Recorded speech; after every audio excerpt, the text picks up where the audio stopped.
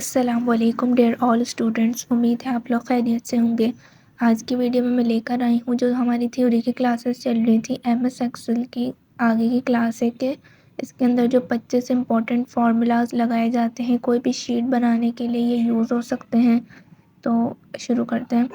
First formula है addition the any value. किसी भी वैल्यू को ऐड कराना हो यानी प्लस कराना हो तो हम क्या फार्मूला लगाएंगे। पहले सेलेक्ट करेंगे वैल्यू 1 प्लस की साइन फिर सेलेक्ट वैल्यू 2 इस तरह, और equal to sum select all numbers. दो तरीके से हम एडिशन करा सकते हैं। इक्वल टू तो मस्ट है लगाना क्योंकि इक्वल टू से क्या होता है एमएस एक्सेल में हमारा फार्मूला एक्टिव हो जाता है। उसके बाद है 2 पर सब्सट्रैक्शन का the any value formula equal to select value 1 minus select value 2। ठीक है, एक वैल्यू में से दूसरे को माइनस कराता है ये। Division the any value divide कराना फॉर्मूला क्या है equal to select value 1 divided by select value 2।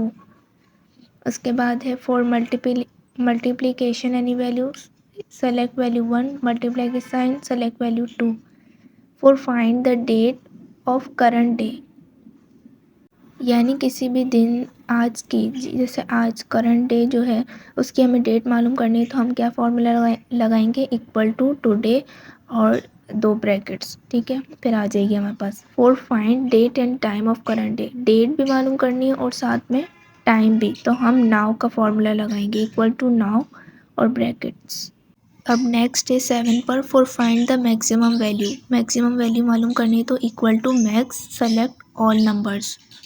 अब 8 पर है for find the minimum value equal to minimum select all numbers. For find the average, average निकालना हो तो equal to select obtain value divided by select total value. और average इस तरह भी हो सकता है कि फिर उसके बाद हम सेलेक्ट ऑल नंबर्स कर दें।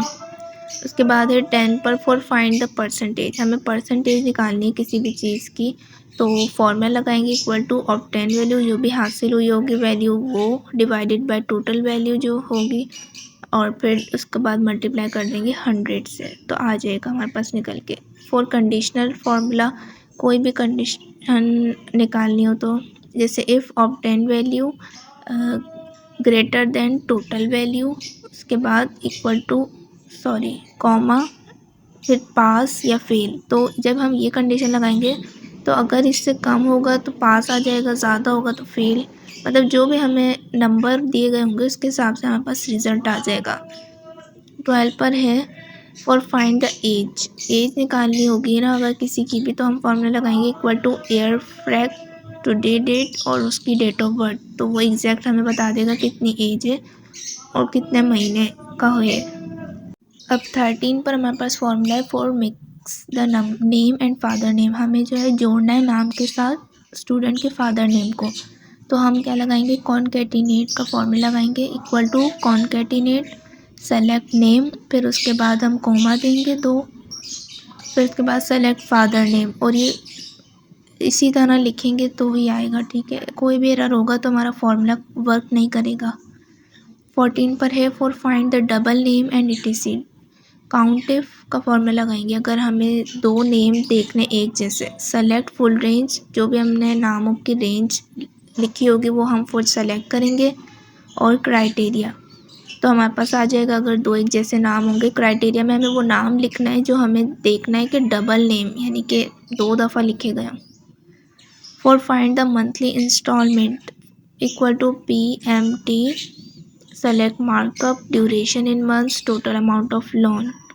तो हमारे पास आ जाएगा ये मंथली इंस्टॉलमेंट कितना निकलता है पर मंथ के हिसाब से। For find interest of the loan इसके लिए है PMT select markup duration in months total month of loan. ये भी मिलता जुलता है इससे। इंटरेस्ट मालूम करना हो या इंस्टॉलमेंट मालूम करनी हो।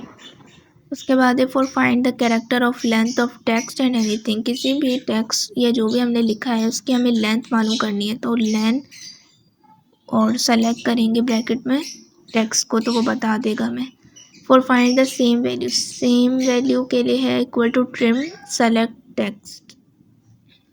अब नेक्स्ट है for find and lookup the value. कोई भी हमें वैल्यू सर्च करनी है उसके लिए यूज़ होता है equal to V lookup select the empty cell. कोई भी खाली सेल हम सेलेक्ट करेंगे, देन सेलेक्ट फुल टेबल को लेंगे and then give find column number.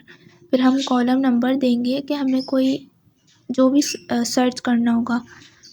For find the days which the work is started, find करेंगे डेज जिसमें work जो है वो स्टार्ट हुआ है। इक्वल टू डेज 360 डेज होते हैं, ये लिखेंगे। सेलेक्ट वर्क स्टार्ट डेट, जब स्टार्ट हुआ था। सेलेक्ट वर्क एंड डेट लिखेंगे, फिर हम ट्रू लगा देंगे। For find the date and time, ये तो हो चुका है, पहले भी आया था ना। Equal to now for convert the text in lower case. कोई भी टेक्स्ट को हमने लोअर केस में करना है, यानी कि वो कैपिटल में लिखा हुआ है उसे स्मॉल में करना है, उसके लिए यूज़ होता है ये। For cover the text in upper case, कोई भी छोटे स्मॉल में लिखा हुआ है उसको कैपिटल करना है तो उसके लिए अपर यूज़ होता है, और जिस भी वैल्यू को करना है तो वो हम बीच में लिख देंगे। 24 है for written text recently we write the individual character by giving the number of character. अब जो है कोई भी टेक्स्ट लिखा हुआ है तो हमने जो है उसका गिवन नंबर ऑफ कैरेक्टर मालूम करना है, तो उसके लिए क्या होगा, left select the text then give character number. हम जो है लेफ़्ट लिखेंगे, सेलेक्ट करेंगे टेक्स्ट और जो उसका कैरेक्टर नंबर होगा वो फिर हमारे पास आ जाएगा। तो यहीं तक वीडियो थी। Thank you so much. अगर आपको अच्छी लगी हो तो वीडियो को शेयर करें, लाइक करें, चैनल को सब्सक्राइब करें। Thank you so much. जज़ाकल्लाहु खैरा, और मुझे दुआओं में याद रखिएगा।